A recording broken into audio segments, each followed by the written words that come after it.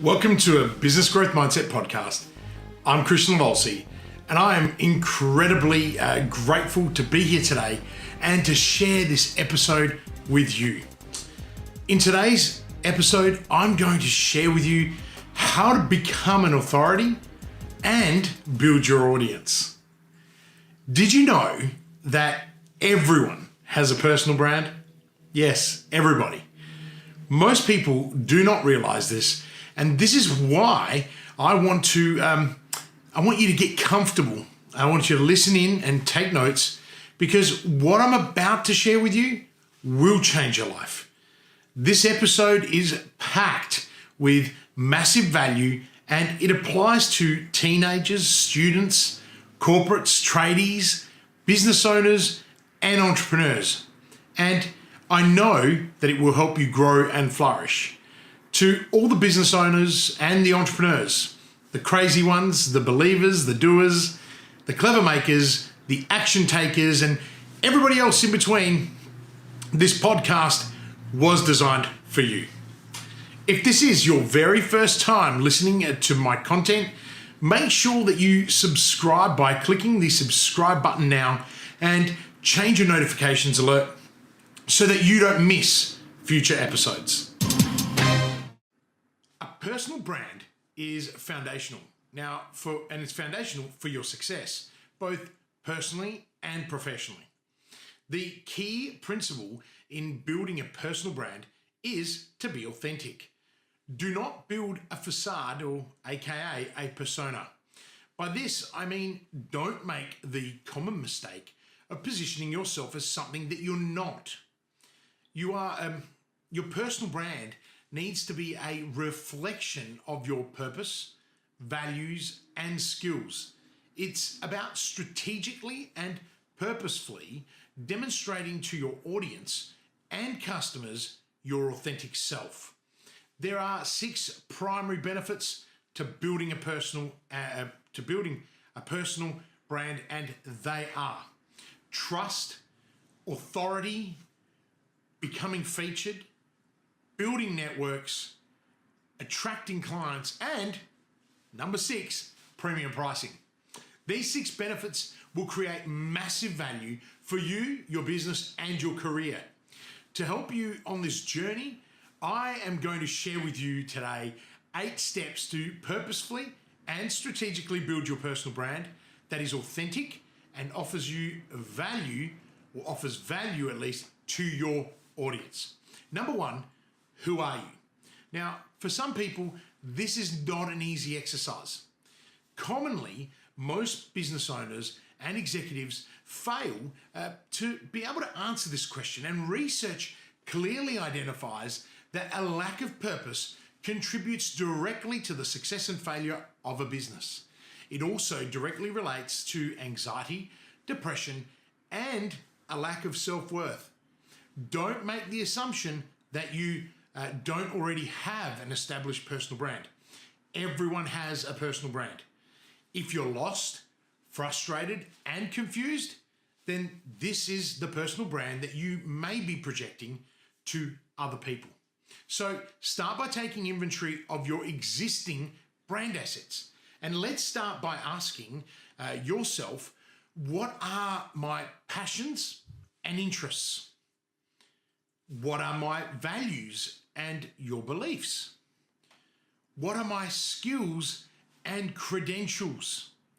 Once you have drafted an exhaustive response to these questions and reflected on the answers, start to form the key elements that form the foundation of your personal brand. Now, what I want you to do is ask yourself, what is my purpose? What is my mission? And what is my message? These 3 areas will begin to form what I call your personal brand foundation, and it will start to shape your brand personality. Number 2, what do you want to be known for? Now, this is where you take all of the learnings from who you are and you form your story. Now, stories are easily remembered and recognizable for your customers and the audience. This is about clarity and direction, so your audience understands what you do and what you offer. This is your expertise and forms your legacy. What is it that you want to be remembered for, and what do you want to do that is unique to your audience? It's really important that you are clear at this point and that what you want to be known for is in fact needed by your audience. If there is no market fit or need, then you could be wasting your time. In saying that, I've been part of building markets and creating desires and needs that did not exist. Now, this is very difficult, costly, and time consuming, but the rewards of being a first mover and market leader in a blue ocean comes with significant multipliers. Now, number 3 is know your audience. Who are you trying to reach and why? It's fundamental that you understand from the beginning that not everyone, and I mean it, not everyone is your ideal client. So many business owners and entrepreneurs believe that everyone is their client. Now, this may be true, but only your ideal client is worth investing your time and money to attract. Otherwise, you risk spending far too much money and expediting all your resources just to get caught up in the hamster wheel of business. Now, this will leave you frustrated and out of control, and this is not what you get. Or this is at least not what you did to get into business, did you? So how do you find your ideal audience? You make sure that you don't try and be liked by everyone, because this will lead you to no one. You start by working out who you don't want. And that's right. You start by eliminating the least desirable audiences. Then you work out who will resonate with you, your services and your products. This is critical. Who is more likely to buy your products and services or need your intelligence and expertise? The narrower you make this, the better. We run half-day workshops for our clients simply to narrow the audience into a niche. To build and grow a successful business, you need to become obsessed with reaching your dream clients. So stop focusing on trying to appeal to everybody. Some tips when building your avatar are: think of demographics, pain points, problems, challenges, needs, desires, and aspirations that your dream client experiences. And number 4, become an expert in your field. Your goal is to stand out and become the very best in your field. There is no prize for coming second, and being average does not make you stand out for the right reasons. If you are competing in a red ocean, then this is even more critical. To become an expert, you must apply an obsession to learning. You must have courage, confidence, but also the know-how from the experience. Often the area most specialists and experts ignore is their competition, and this can be because of overconfidence, arrogance, or simply stupidity. Your competition provides you with an open book filled with answers. It presents opportunities and problems for you to address. So research your industry and follow other experts so you can learn as much as possible from them and their content. This is critical if you are just starting out. You can even reach out to those people for inspiration and learning. Real experts and leaders do not fear competition, they embrace it. I have advised and coached my competitors, and I have mentored aspiring entrepreneurs because it inspires me to see others grow. And if they outgrow me, then I'm not working hard enough to stay in front. No, 10 years ago, I was broke, homeless, and depressed. In the next 10 years, I used all that failure and my experience and skills and turned it into on-demand expertise. My failures became other people's successes. I became an adjunct professor in a sandstone university and the entrepreneur in residence of a highly successful startup incubator that raised some $189 million in funding during my term alone. I published an Amazon Top 100 bestseller. I host a Top 100 podcast that you're listening to right now, and I write for top-rated global publications such as Entrepreneur.com and Thrive Global, just to name a few. This is not to impress you, but to impress upon you the importance of becoming an expert. This is all because I became an expert in my chosen field. I became an expert in growth, and I coach other specialists to become the very best version of themselves so that they can grow their business and guess what? Flourish. Number 5, create an elevator pitch. Everything you do must be repeatable. This is not only about saving time, but for the purpose of improvement. Having an elevator pitch allows you to get to the point quickly and forces you to engage with those around you. It allows you the opportunity to connect in various environments and consistently. All right. Now, I recommend that you have 3 elevator pitches: a 15-second, a 30-second, and a 1-minute pitch. Each one serves a different purpose for a different audience.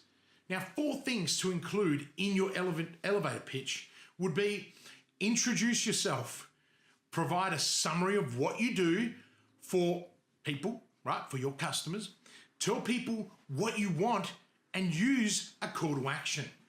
Now, 4 things to consider when writing your pitch, and these are really important. Be positive and affirmative. Use persuasive language and avoid niche words or slangs, and above all, make it conversational. Now, for the 1-minute pitch, tell a story because you've got time. Number 6, wow, I talk a lot about these, collect testimonials. Social proof is critical. And what better way to build your personal brand by letting others do the talking for you through a testimonial. Recommendations are the building block of credibility, and you can have them in static and live formats. Suspects and future prospects always take note of what others say about you, and this medium is one of the most powerful available to you right now. You must create a good habit and ask everyone of your clients to rate you and leave a review. Now, this can be difficult and overwhelming for many, but it's critical when building your personal brand. Not only will it tell you the good, but it will also highlight any problems which you can improve and take action. This allows you to be accountable, responsible, and allows you to grow. Ask your customers to write you a review on Google, give you a recommendation on LinkedIn, and write you a personal testimonial via email. You can organize a filming day and have them do it in front of you on a camera, and you can even organize a Zoom chat and record it online. Number 7, network, network, network. These were the first 3 words hammered into me at college. Little did I know that these 3 words applied to all industries, and they had the power to create and transform opportunities that would offer long-term value. So many business owners and entrepreneurs fail to leverage the power of networking and the networks that they forge. Often founders who come from, let's say, technical or specialist backgrounds, or even those that are not people-focused, fail to capitalize on the opportunities that come from networking. Now, this is a fear that causes paralysis. For some, it's pure arrogance and thinking they don't need it because their product is too good. And for others, it's simply just difficult. If you are one of those people, let me tell you the basic purpose of networking and see if it changes your mind.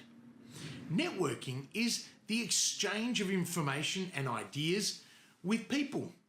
that share the same interests and needs, or with those that need you and your products and services. You can follow all the previous steps and build a killer personal brand or world-first product. But if you don't network or create opportunities to present yourself and your pitch, it will all be in vain, because you need to show up to be seen and heard. The key to networking with success is to uncover the common ground, and the sooner that you achieve this, the greater the connection. And finally, number 8, grow your online presence. When you have completed building your personal brand and you have captured all the previous steps, you are ready to grow your online presence by taking action.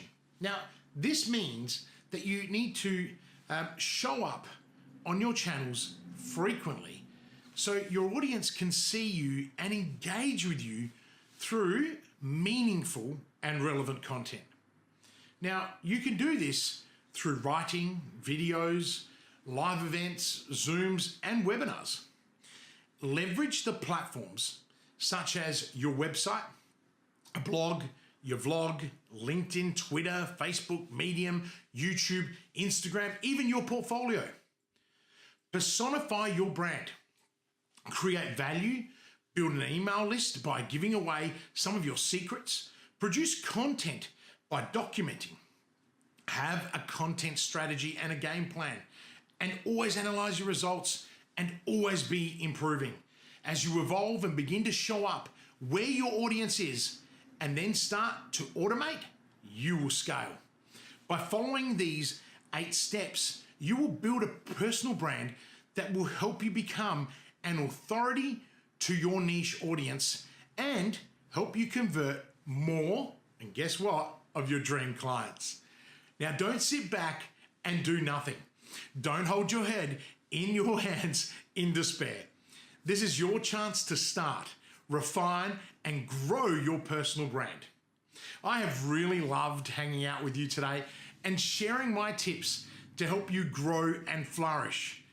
I hope that you implement these tips that I have shared with you today and that you can put them into practice immediately. So why wait?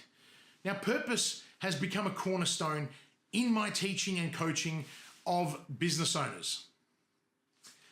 Knowing the causes of failure and the habits and principles of success will allow you to move forward with courage. And building courage is a key instrument in accelerating my clients' growth and deepening their impact, both professionally and personally. And I want this for you.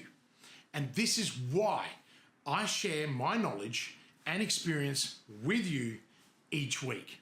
So don't forget to search for my articles on platforms like Thrive Global, Good Men Project, and Entrepreneur. There are lots of short articles on my blog too that may be of interest to you and will help you grow. If you loved today's podcast and are enjoying the series, please take a minute to rate it and provide a review, because this helps others know that the content I'm sharing is valuable, but also inspires me to share more content with you. Please take care during this time. Be kind, as well as courageous. And as always, until next week, live with purpose.